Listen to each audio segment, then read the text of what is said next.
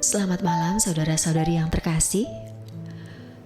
Sebelum tidur malam ini, saya Ibet Bingarsi akan berbagi renungan dari Pendeta Dr. Erastus Sabdono yang malam ini berjudul Pandangan yang Tersandera.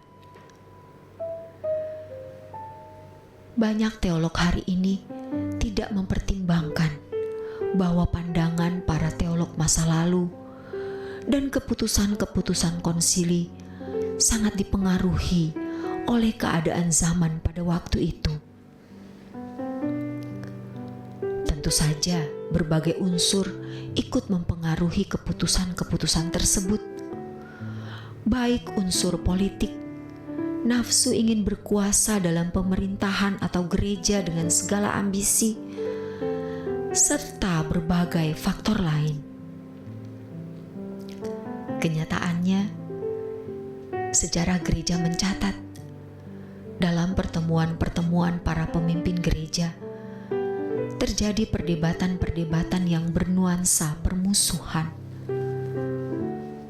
Perdebatan-perdebatan tersebut berbuntut pada pemecatan jabatan uskup, pemecatan jabatan pengajar dan pemimpin gereja, pengutukan, sampai pada pengucilan.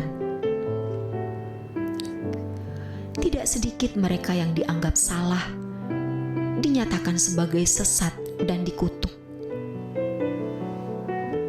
Pada konsili-konsili yang dimulai dari konsili Nisea tahun 325, ketika kekristenan mulai diterima oleh Kaisar Roma atau Konstantin yang kemudian dijadikan sebagai agama negara tahun 380 oleh Kaisar Theodosius.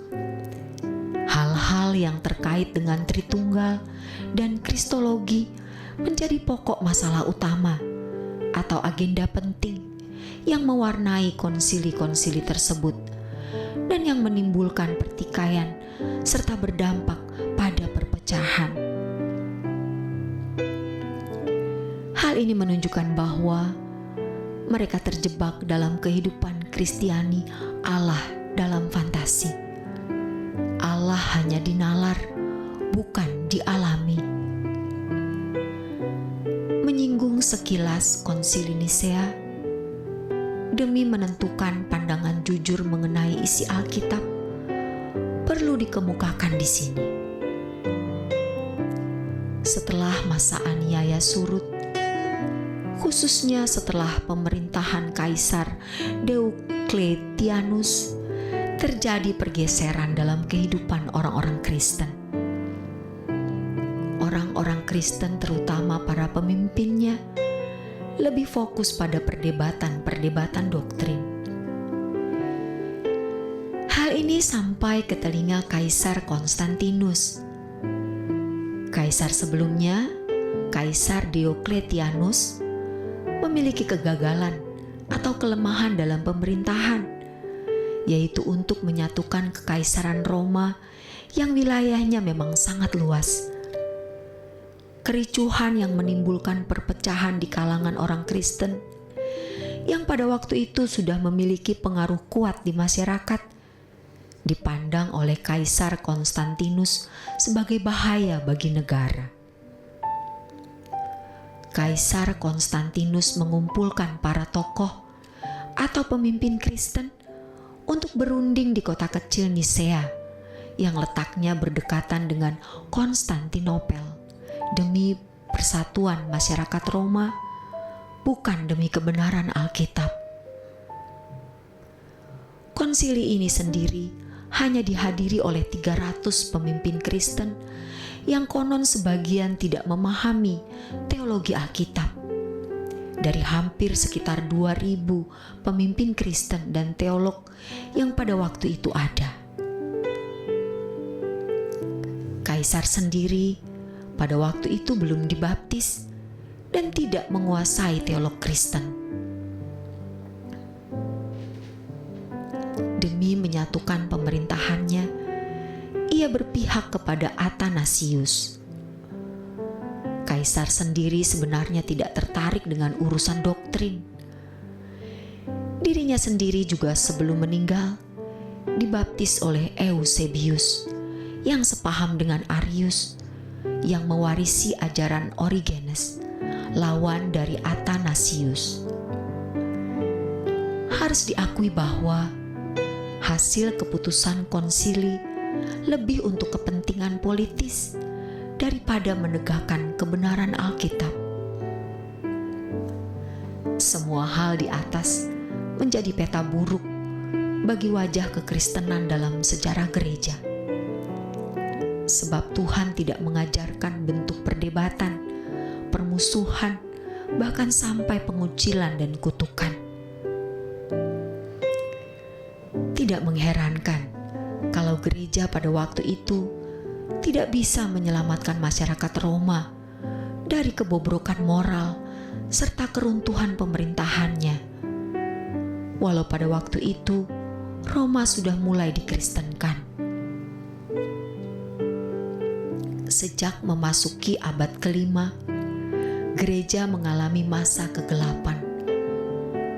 Oleh sebab itu, hasil keputusan konsili-konsili tidak boleh menjadi landasan atau acuan pengajaran orang percaya di sepanjang zaman, dan tidak boleh dianggap memiliki kewibawaan sejajar dengan Alkitab.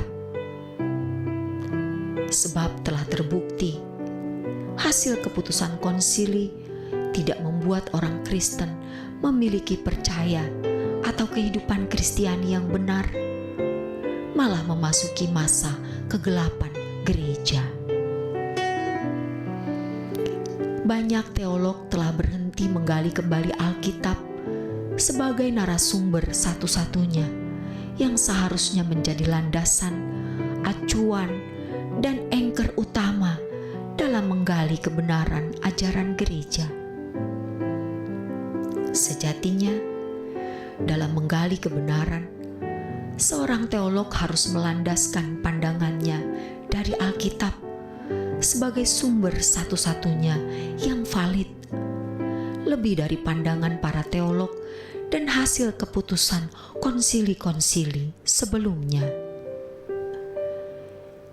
Jika dalam merumuskan sebuah doktrin, Alkitab tidak menjadi dasar, acuan, dan anchor utama, maka dalam hal ini dapat dipastikan gereja tidak akan pernah bisa membuka diri terhadap penyingkapan kebenaran yang lebih mendalam untuk kebutuhan orang percaya pada zaman ini. Pada umumnya, para akademisi yang belajar teologi di seminari atau sekolah tinggi teologi telah tersandera oleh suatu pandangan teologi dari teolog lain yang sudah terbangun dan ditulis dalam sebuah buku, sehingga tulisan mereka selalu dijadikan sebagai landasan teologinya. Sehingga hasil karya tulisan para teolog hari ini telah tergiring dalam format teologi yang sudah ada. Sukar untuk keluar dari kubangan pandangan teologi yang sudah ada. Hal ini menutup kemungkinan penyingkapan kebenaran yang Tuhan hendak anugerahkan. Bila ada pandangan yang tidak sesuai dengan pandangan yang sudah ada, biasanya dianggap secara prejudis dan stereotip.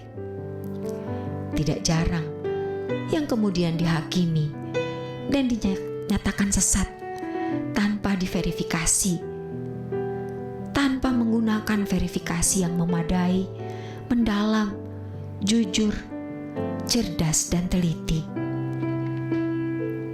Bagi seseorang yang telah tersandera oleh suatu pandangan teologi dari teolog lain yang sudah membangun pandangan teologi, berarti ia menutup kemungkinan penyingkapan kebenaran yang Tuhan hendak anugerahkan.